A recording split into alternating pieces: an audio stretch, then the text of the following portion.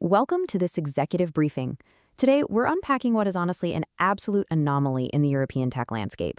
We are taking a really close look at how Europe's largest supermarket conglomerate, the Schwartz Group, you probably know them as the parent company of Lidl and Kaufland, just quietly became the continent's most critical AI infrastructure anchor. I mean, forget your traditional tech giants for a minute. We're looking at an industrial-scale pivot from a retailer that is literally rewriting the rules of infrastructure investment as we speak. We've got a seriously packed agenda for you strategic leaders today. We're going to cover the sheer, mind-boggling scale of this anomaly, dig into the deep structural constraints of public versus private capital, outline the 5 strict preconditions for pulling this off, help you assess your own corporate readiness, and finally, look at the massive shift needed in European AI policy. All right, let's jump right into Section 1, the Schwartz industrial model, and see what this industrial anchor model actually looks like on the ground. Bottom line up front, 11 billion euros. That is the single largest investment in the Schwartz Group's entire corporate history. And to give you an idea of how staggering that number really is, just look at the rest of the AI funding landscape right now. Mistral, which is obviously a major European AI player, has raised around 3 billion in total venture capital. Public pan-European consortiums, they usually operate in the tens of millions. So this 11 billion euro commitment from a retailer completely dwarfs every European venture capital and public funding AI commitment combined. It's operating on a wholly different structural scale. So where exactly is all that money going? Well, it's concentrated on a 13-hectare brownfield site. This is a former coal-fired power plant in Lubenau, Germany. They're basically building a 200-megawatt campus capable of hosting 100,000 AI chips. To put that kind of power into perspective, Germany's massive Frankfurt data center cluster, which is the largest in Europe, has just over 1.1 gigawatts of installed capacity, meaning this single Lubenau campus built by one private corporate entity is roughly 1/5 the size of Frankfurt's entire installed data center cluster.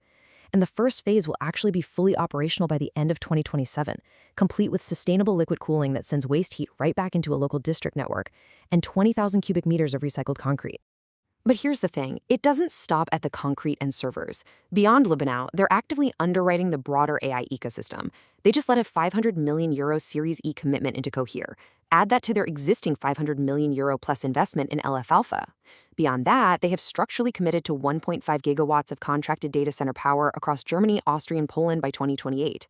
And because of their immense scale, they've already locked in major anchor clients. We're talking a 180 million euro framework agreement with the EU Commission, plus massive partnerships with SAP, Charité Berlin for healthcare data, and UVision Europe for defense. Altogether, when you look at the whole shebang, we're looking at a total tech commitment exceeding 12 billion euros. So on to Section 2. Why on earth is a retailer pulling this off instead of our traditional, highly capitalized tech or automotive conglomerates? Let's unpack those constraints. Here's the core friction at the heart of European capital allocation right now. Publicly traded companies, like your massive automotive or energy groups, are just structurally constrained. Their capital expenditures are completely dictated by quarterly earnings pressure and activist investor scrutiny, effectively limiting them to strict 3 to 5 year payback cycles. But building massive AI infrastructure like Lubenau, that requires a 7 to 12 year payback horizon. On the flip side, the Schwartz Group operates under the privately held Dieter Schwartz Foundation. They have 0 public shareholders, which means they have the ultimate structural freedom to make these decade-long infrastructure bets without their share price getting absolutely hammered. And they fund these massive bets through a very specific, almost brilliant mechanism. Stackit, which is their sovereign cloud subsidiary, actually uses this marketing tagline, "We always eat." It's catchy, right? But this simple phrase perfectly reveals their operational superpower. Supermarket revenue is incredibly stable. The operational cash flow generated from 13 billion annual retail transactions provides a massive, totally non-cyclical financial engine. And that engine securely underwrites these multi-year, multi-billion euro capital commitments. Okay, let's move to Section 3, 5 preconditions for replication. Now, for the corporate strategists tuning into this explainer wondering, hey, can my organization replicate this? The operational evidence points to 5 absolutely non-negotiable structural preconditions. They are massive 40 billion plus retail scale, high-velocity first-party data, critical infrastructure positioning, sovereign cloud maturity, and finally, foundation ownership. When we look at other massive European foundation anchor giants, say Bertelsmann in media or the IKEA Group in retail, we see they fully match that long-term ownership requirement. They certainly have the scale, but they really fall short on the crucial technical and regulatory fronts, specifically preconditions 3 and 4. Let's dig into precondition 3 because it's vital. Kertis, which is the German term for critical infrastructure. Because Schwartz operates the national food supply chain through its vast network of supermarkets, its entire IT backend naturally inherits the absolute highest tier of security and compliance certifications. Their cloud subsidiary doesn't have to build a regulatory framework from scratch. It literally inherits one that's already battle-tested in the real world. And that makes them instantly credible for highly regulated procurement, like government and defense contracts, in a way that an apparel retailer or a media company just simply isn't.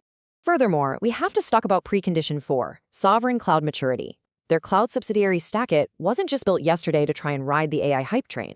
Actually, it was founded way back in 2018, simply to manage Schwartz's own internal retail workloads. It spent years being production tested on one of the world's largest SAP retail systems before they ever offered it externally in 2022.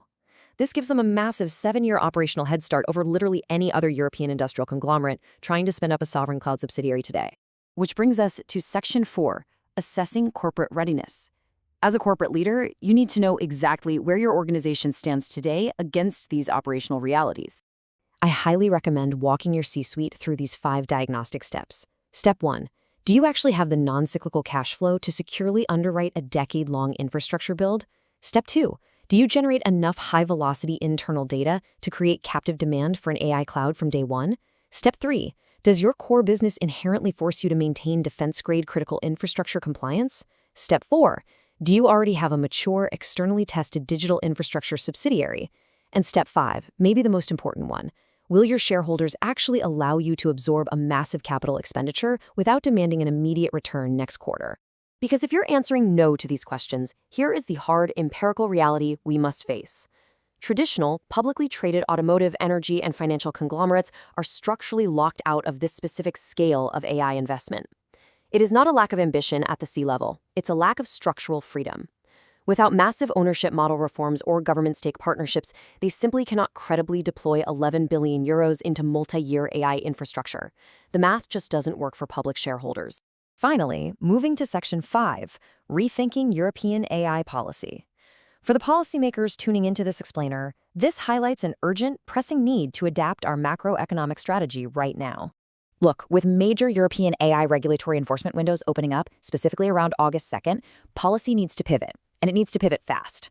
First off, we have got to stop treating venture capital as the sole path to technological scale in Europe.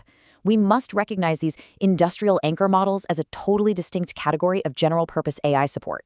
Instead of hoping for some kind of universal, broad adoption across all European corporates, policymakers should explicitly target the 4 to 6 specific foundation-anchored entities, like a Bosch or an IKEA, along with telecom entities like Deutsche Telekom or Orange, that actually possess these structural preconditions and heavily focus support right there. We really must respect the unique anomaly that is the Schwartz Group. It's an incredible success story, absolutely, but it is not a universal template that everyone can just copy-paste. If Europe actually wants to build sovereign AI infrastructure, we have to be smart. We have to focus our political and capital resources precisely where the structural preconditions already exist for them to take root and survive. So, I'll leave you with this final provocation to take back to your next board meeting. Look at your organizational structure. Look at your data. Look at your ownership. Do you have the structural freedom to build the infrastructure of the future over the next 10 years? Or is your conglomerate forever bound by the demands of the next quarter? Thank you so much for joining me for this executive briefing.